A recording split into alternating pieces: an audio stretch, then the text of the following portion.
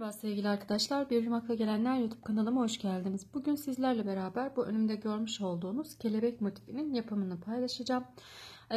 Ben bu kelebek motifini şöyle devamında yıldız motifini kullanarak bir battaniye, iki renkli bir battaniye yapıyorum.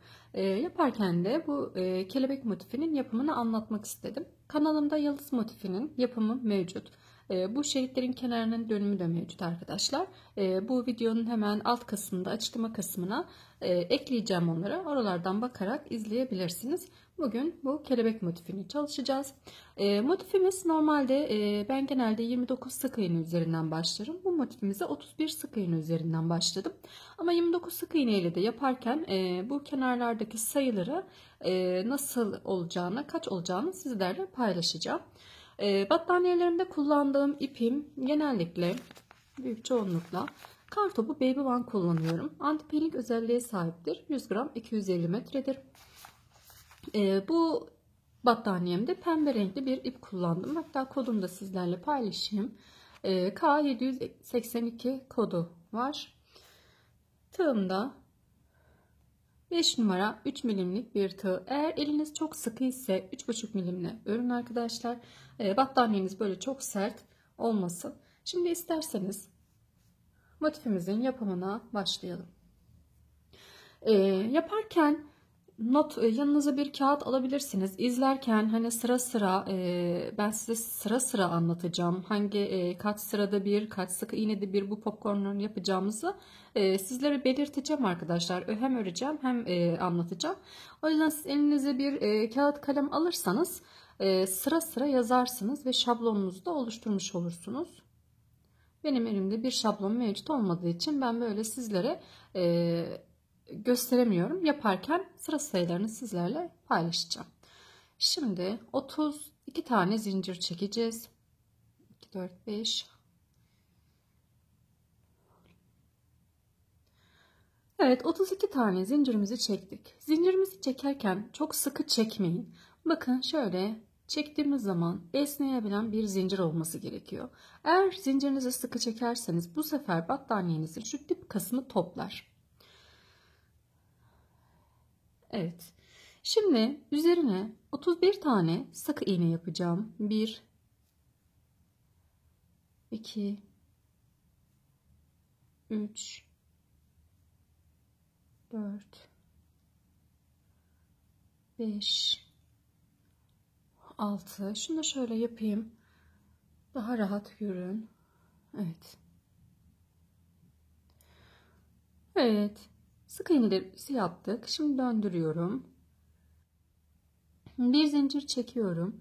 Bakın hemen dibine, şu hemen dip kısmına sık iğne yaparak başlıyoruz. Şimdi her birine birer kere sık iğne yaparak devam ediyorum. Bu bizim ikinci sıramız. Toplamda 5 sıra sık iğne öreceğiz. 6. sırada da örneğimizi kurmaya başlayacağız. Yani popcornlarımızı yapmaya başlayacağız. Her zaman popcornları örneğimizin çift sayılı yüzlerinde yaparız arkadaşlar. Yani 2, 4, 6, 8, 10 gibi tek sayılı çiftler ön kısmımıza tek sayılar modelimizin ön kısmını gösterir. O yüzden popcornlarımızı modelimizin ters kısmında yani çift sayılı kısmında uyguluyoruz.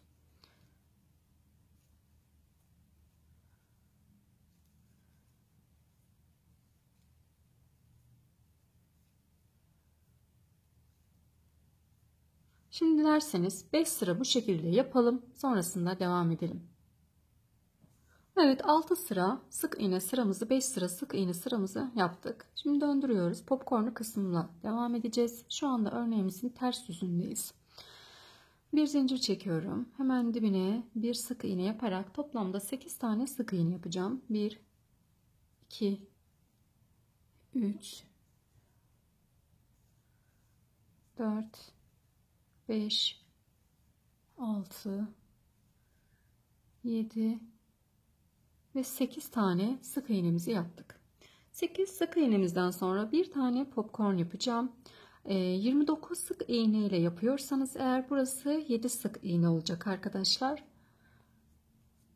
Evet, şimdi ilk popcornumuzu yapıyoruz. Önce şöyle bir hatırlayalım. Popcorn nasıl yapılıyordu? İpimizi doluyoruz. Hemen batıyoruz. Şöyle uzatıyorum birazcık. 2 çıktım. Tığımda 2 tane var. Tekrar ipimi doluyorum. Aynı yere tekrar batıyorum. Uzatıyorum. 2 çıktım. Tığımda 3 tane var. İpimi doladım. Tekrar aynı yere batıyorum. 2 çıktım. Tığımda 4 tane var. İpimi doluyorum. Aynı yere batıyorum. 2 çıktım. Tığımda 5 tane var. Tekrar ipimi doladım. Aynı yere batıyorum. 2 çıktım. Tığımda 6 tane var. Yani 5 kere batıyoruz. 6 tane de tığımızda ilmeğimiz oluyor. Sonrasında hepsini tek seferde çıkarıyorum ve yanındakini sık iğne ile bağlıyorum. Bu sık iğneyi de sayarak 9 tane sık iğne yapacağım. 1, 2, 3, 29 sık iğneli olan battaniyede bu aralar motiflerde bu aralar değişmeyecek. Sadece bu başların sayısı değişiyor arkadaşlar. Ortalar aynı. 3, 4, 5, 6, 7, 8, pardon burada bir hata yaptık. Özür diliyorum. Burada bir sık iğne, bir popcorn yaptık. Daha sonra bir tane daha popcorn yapacağım. Batıyorum. Tığımda 2 tane var. Batıyorum, çıkarıyorum. Tığımda 3 tane var. Tekrar batıyorum, çıkarıyorum. Tığımda 4 tane var. 5, 6. Evet. Yan yana 2 tane popcornumuz olacak. Sonrasında da yanına sık iğne ile bağladım. 1, 2, 3, 4, 5, 6, 7, 8 ve 9. sıra 9 tane sık iğnemizi yapmış olduk. Şimdi tekrar bir popcorn daha yapıyorum. Batıyorum, çekiyorum. 2 çıktım. Tığımda 2 tane var. İpimi doluyorum. Aynı yere tekrar batıyorum. 2 çıktım. Tığımda 3 tane var.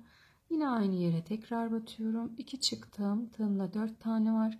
Tekrar aynı yere batıyorum. 2 çıktım. Tığımda 5 tane var. Ve yine batıyorum. Tığımda 6 tane var. Hepsini tek seferde topladım. Bir sık iğne yapıyorum. Hemen yanına ipimi doluyorum. Ve tekrar bir tane daha popcornumuzu yapıyoruz.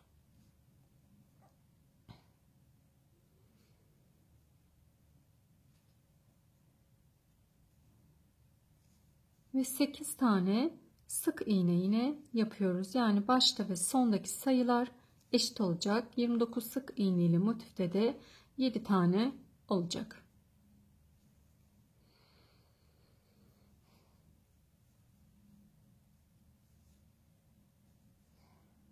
Evet. İlk sıramızı, popcorn'un ilk sıramızı tamamlamış olduk. Şimdi üst sıra örneğimizin düz yüzündeyiz. Yani 7. sıradayız. 7. sıramızda sadece sık iğne olarak devam ettiriyorum. Örneğimizin düz yüzlerinde sadece sık iğne yapıyoruz. Popcornlarımızı da örneğimizin ters yüzünde yani çift sayılı sıralarda yapıyoruz. Bakın popcornların şu aralarındakileri unutmayalım. Çünkü buraları unuttuğumuz zaman eksik ilmeklerimiz olacaktır. Ona dikkat edelim. Çok sıkı örmeyelim. Öyle çok bol da örmeyelim tabii ki. Orta ayarında. Çok delikli delikli bir model olmasın. İstediğiniz bebe yünüyle yapabilirsiniz. Ama şunu söyleyeyim, en güzel bu iple oluyor. Yani diğer mesela Nako Elite Baby ile de ören arkadaşlarımız var ama biraz daha galiba sert oluyor arkadaşlar ve daha kalın oluyor. Bununla daha güzel olduğunu düşünüyorum. O yüzden de ben genellikle hep bu ipi kullanırım. Eğer renk bulamazsam, hani istediğim renkli bulamazsam aralarda farklı iplerde tercih edebiliyorum. Evet, 7. sıramızı da bu şekilde tamamladık. Şimdi 8. sıramıza geçelim. Evet, bir zincir çekiyorum. Ve hemen şöyle bakın, dibine sık iğne yapıyorum. Toplamda 6 tane sık iğne yapacağım. 29 sık iğneli motifte 5 tane yapın. Burada 6 tane yapıyoruz. 31 sık iğneli motifimiz. 3, 4, 5 ve 6. İpime doluyorum ve bir tane popcorn yapıyoruz. Bakın tekrar göstereyim popcorn yapını. İpimi doladım, battım, 2 çıktım tığımda 2 tane var. Tekrar aynı yere batıyorum. 2 çıktım tığımda 3 tane var. Yine aynı yere batıyorum. 2 çıktım tığımda 4 tane var. Aynı yere batıyorum. 2 çıktım tığımda 5 tane var.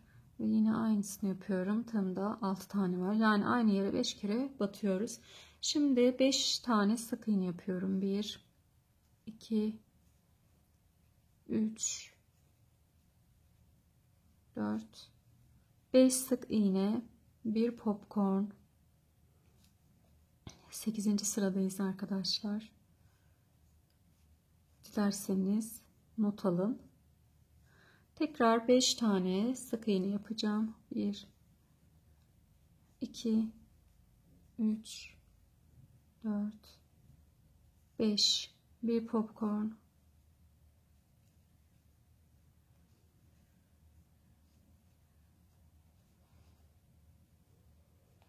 Yine 5 sık iğne. 1, 2,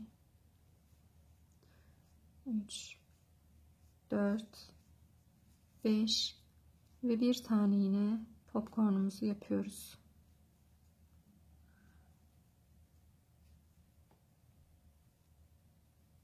Altı tane sık iğne. 1, 2, 3, 4, 5, 6. Başlangıçtaki sayımız neyse bitişteki sayımız da o arkadaşlar.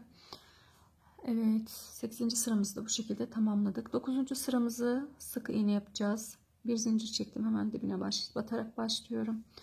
Şimdi sık iğnemizi yapalım. 10. sırada devam edelim. Evet, 10. sırayla devam ediyoruz. 3 tane yaptım. 6 tane sık iğne yapacağım. 2, 4, 5, 6 sık iğne yaptım. 29 sık iğneli motiflerde 5 sık iğne yapıyorsunuz. Evet, 6 sık iğnemizi yaptık. Bir popcorn yapıyoruz.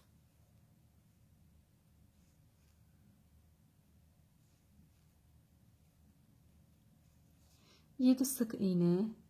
1, 2, 3, 4, 5, 6, 7. Bir popcorn.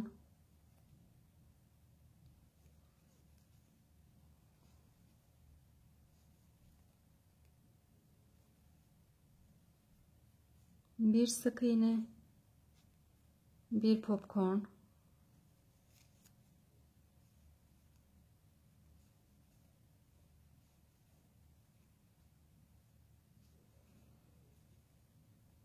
Yedi sık iğne.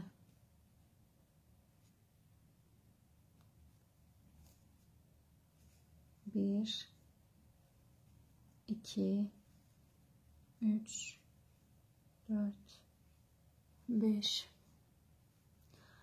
6, 7 ve bir popcorn yapıyoruz.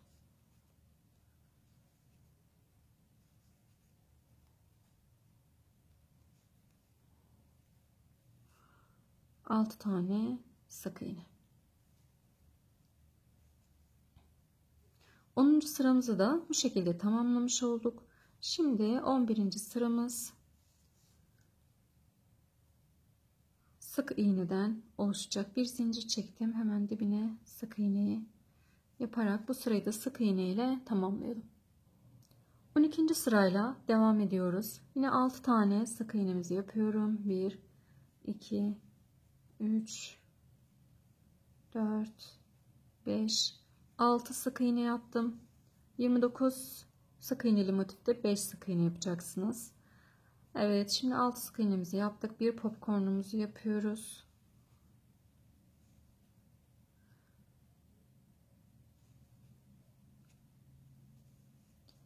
Yine 7 tane sık iğne yapıyorum. 1, 2, 3, 4, 5, 6, 7.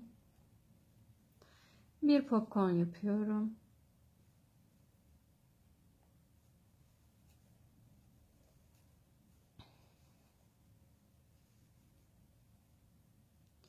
Bir sık iğne. Bir popcorn.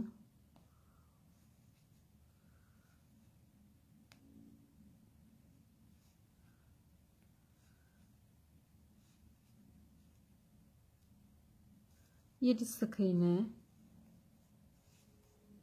2, 3, 4, 5, 6, 7. Bir popcorn.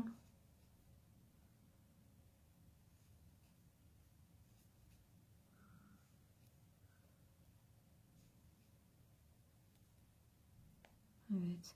Ve 6 tane sık iğne yapıyoruz. 12. sıramızda bu şekilde yapmış olduk. Şimdi 13. sıramız sadece sık iğne. Bakın kelebeğimizin kanatları oluşmaya başladı. Şimdi 13. sıradayız ve sadece sık iğne ile devam edeceğiz. 14. sırayla devam edeceğiz. 13. sıramızı tamamladık. 14. sıramızda 8 tane sık iğne yapacağım. 1, 2, 3, 4, 5, 6, 7, 8, 29 sık iğneli motiflerde 7 olacak. Yani mantığımız şu arkadaşlar. 31'de 8 yapıyorsak 29'da 7. 31'de 5 yapıyorsak 29'da 4. Yani hep bir eksiğini alacağız. Bu motifin bir eksiği olacak. O şekilde not alabilirsiniz siz. Evet, şimdi 31 sık iğneli motifimizi yapıyoruz. 14. sıradayım ve 8 tane sık iğne yaptım. Şimdi bir popcorn yapıyorum.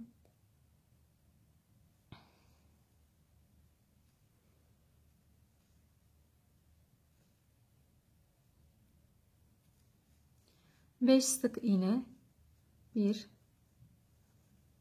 2, 3, 4, 5 sık iğne, bir popcorn.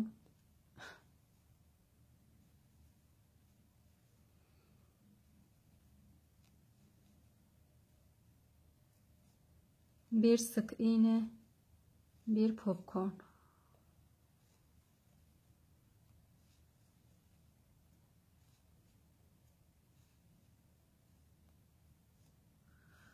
Beş sık iğne. 1, 2, 3, 4, 5 sık iğne, bir popcorn.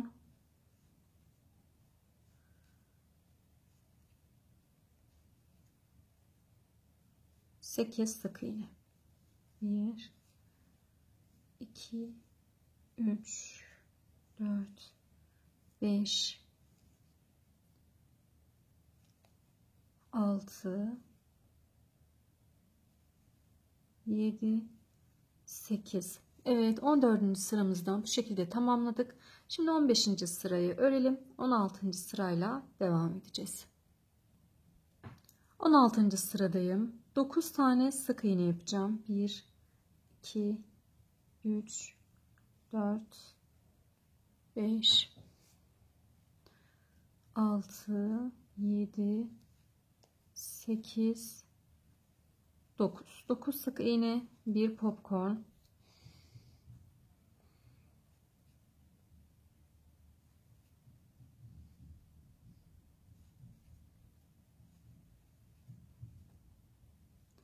Bir sık iğne, bir popcorn.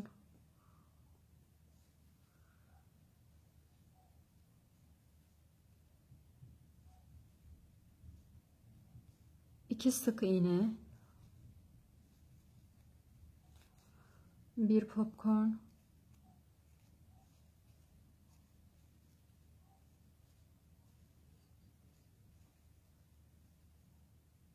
Bir sık iğne, bir popcorn.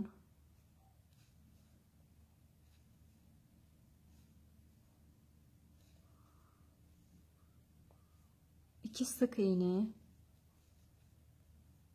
bir popcorn,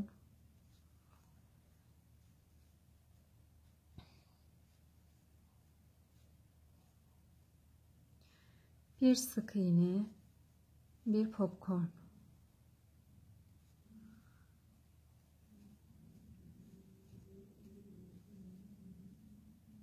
ve 9 tane sık iğne. 16. sıramızda bu şekilde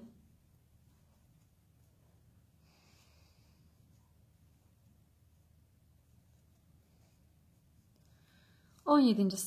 sırayla devam edelim. 17. sıramız sık iğne olacak arkadaşlar. Bu sık iğneyi yaparken bu popcornların yanındakileri, üzerindekileri unutmayın. Eksik örmeyin. Bakın şurada şöyle tepesinde boşluk, tepe, bu şekilde örün, eksik örmeyin.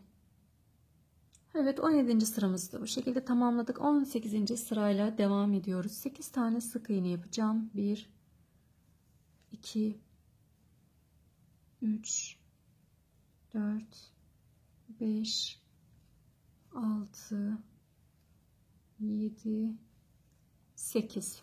Bir popcorn,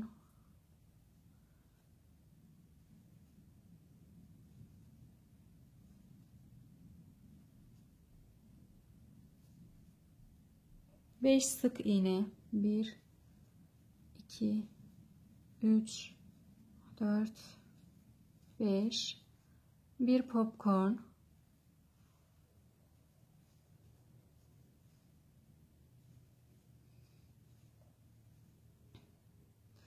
bir sık iğne, bir popcorn,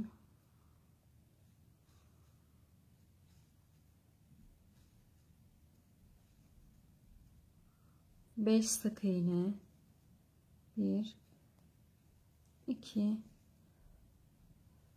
3 4 5 sık iğne, bir popcorn,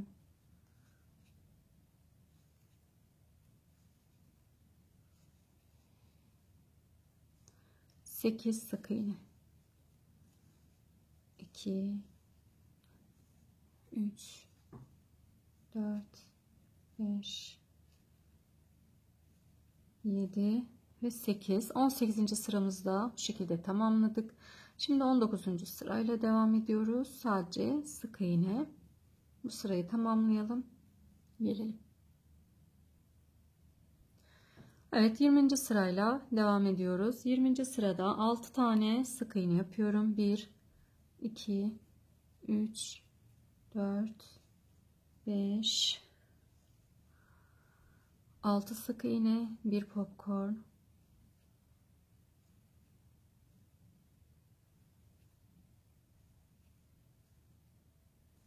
7 sık iğne, 3 4 5 6 7, bir popcorn,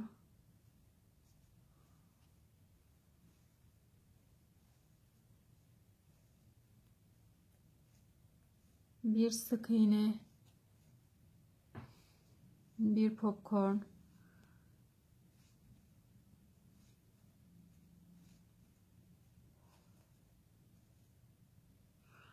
7 sık iğne, 1 2 3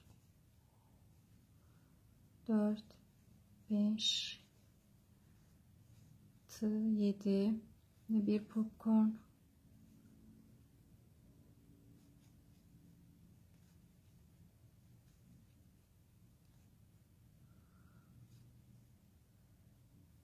6 sık iğne.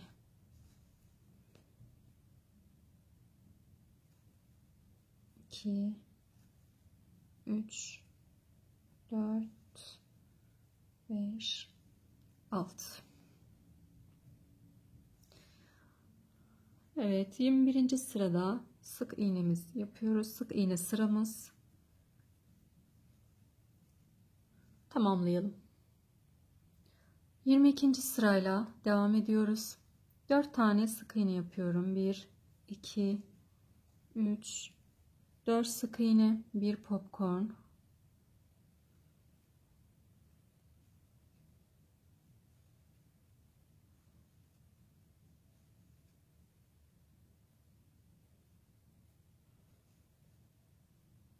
7 sık iğne, 1 2 3 4 5 6 7, 1 popcorn,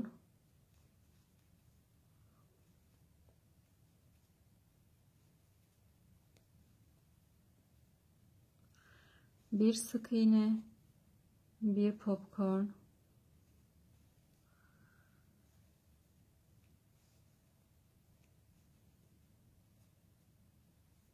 1 sık iğne, 1 popcorn,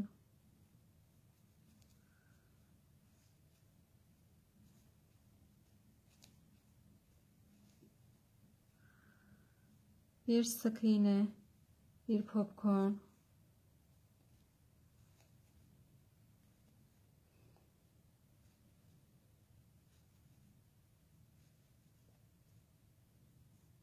1 sık iğne. Yan yana 4 tane popcorn yaptık. Şimdi 7 tane sık iğne yapacağız. 1 2 3 4 5 6 7, 1 popcorn yapıyorum.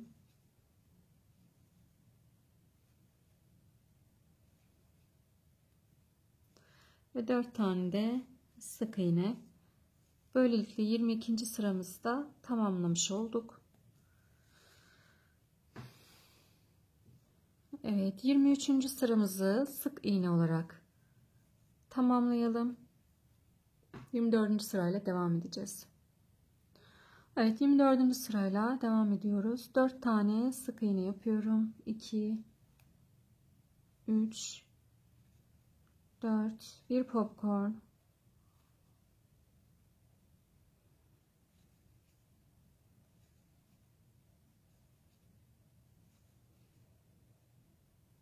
5 sık iğne, 2 3 4 5 sık iğne, 1 popcorn,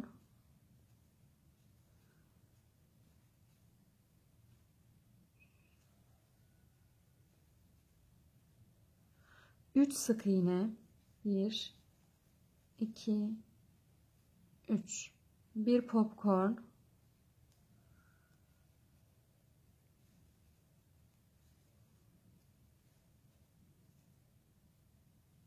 1 sık iğne, 1 popcorn,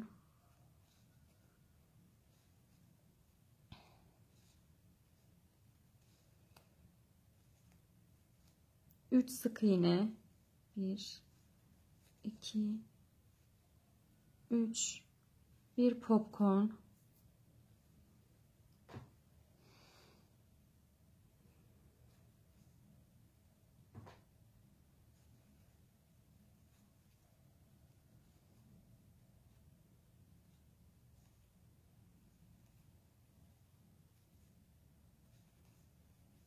5 sık iğne, 2 3 4 5, 1 popcorn,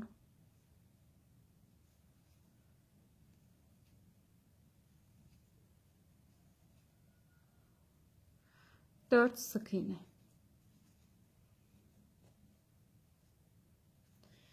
24. sıramızı da bu şekilde tamamladık.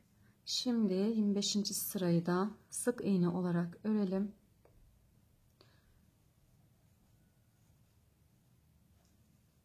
...26. sırayla devam edeceğiz. 26. sıradayım. 6 tane sık iğne yapacağım. 1 2 3 4 5 6 sık iğne, bir popcorn,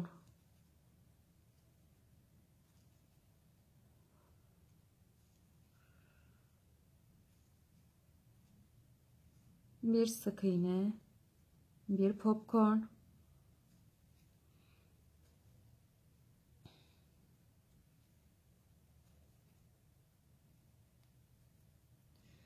üç sık iğne, bir,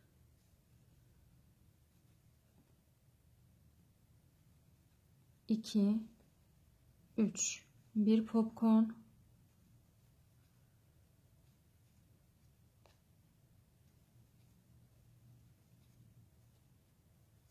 beş sık iğne, bir, iki, üç, dört, beş, bir popcorn,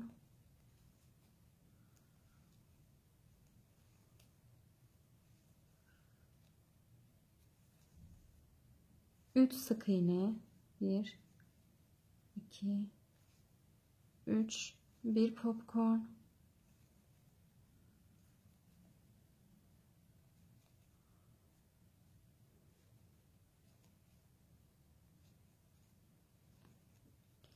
bir sık iğne, bir popcorn.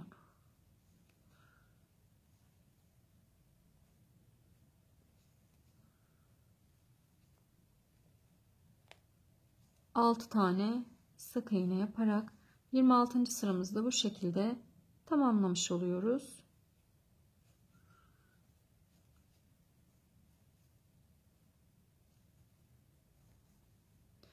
...27. sıramız sadece sık iğneden oluşmakta. Şöyle bakın.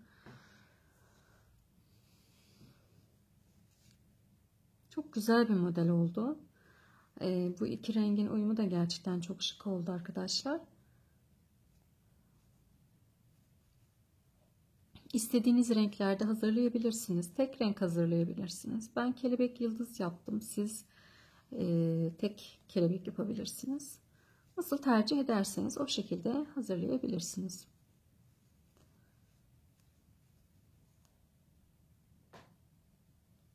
Evet, 28. sırada 10 tane sık iğne yapıyorum. 1, 2, 3, 4, 5, 6, 7, 8, 9, 10. Bir popcorn,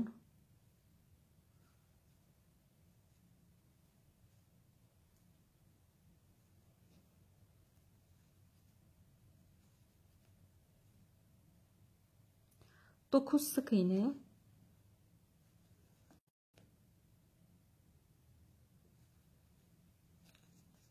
2, 3, 4,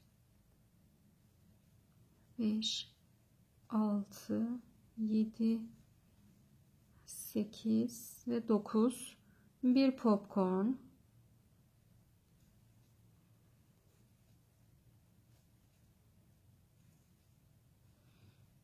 10 sık iğne. Bu sırayla birlikte kelebeğimizin modelli kısmını bitirmiş oluyoruz. Şimdi şu 10 sık iğneyi de yapalım. Bakın kelebeğimiz tamamlandı. Şöyle bir göstereyim. Şu.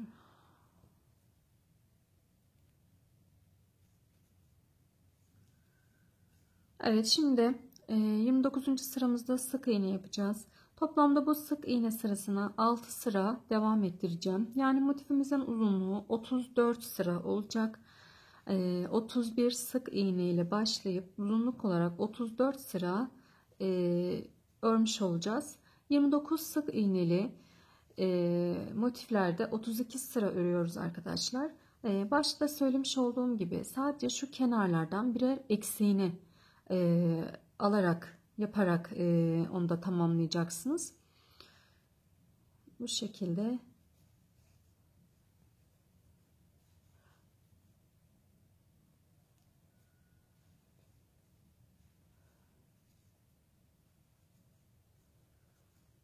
şekilde örelim.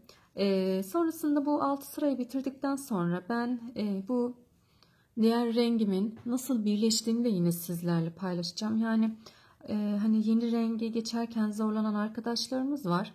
Yeni renge nasıl ekliyorsunuz, düğüm mü yapıyorsunuz diye soranlar var.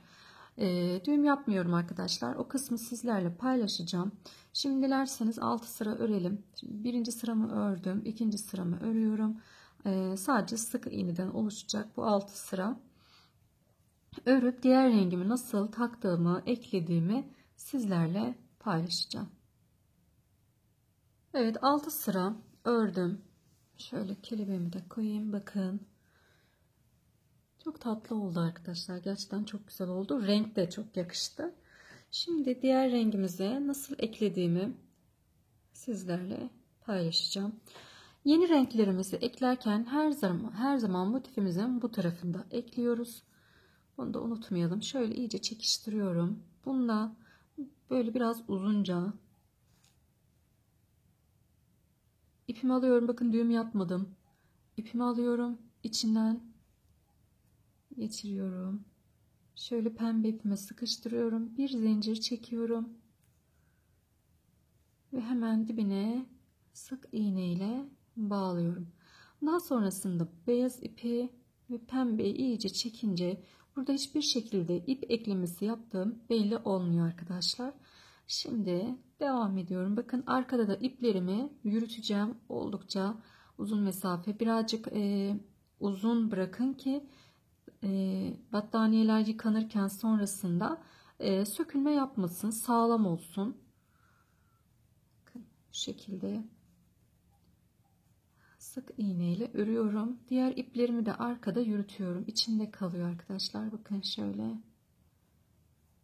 Bakın bu içinde kalıyor. İlmeğimi alıyorum ve üzerinden geçiyorum. Şöyle birazcık daha ilerleyeceğim.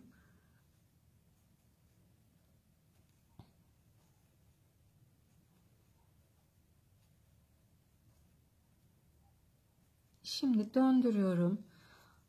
Mutlaka kontrol edin iplerinizi kesmeden önce. Bakın şöyle yakından göstereyim. Şöyle ipler çıkıntı gibi. Şöyle tutuyorum pembe ipimi, ikisinde çektim. Şimdi beyaz ipimi tutuyorum, çekiyorum. Burada hani hiç ip yürütülmemiş gibi. Çok da sıkı yapmayın. Şöyle hafif esnetin.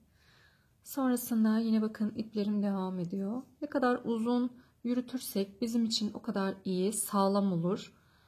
Hiçbir şekilde artık sökülmeyecektir.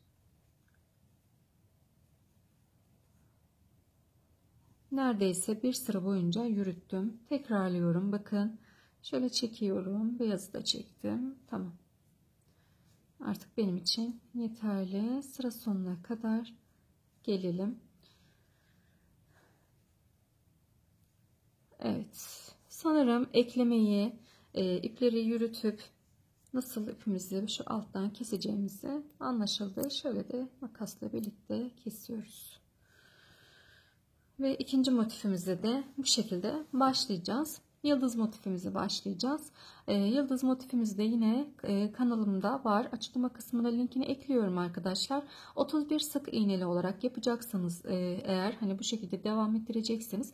Ben yıldız 29 sık iğne üzerinden yaptım. Sadece kenar kısımlarında bir tane, eğer 31 ile yapacaksanız kenar kısımlarında bir tane fazladan bırakın.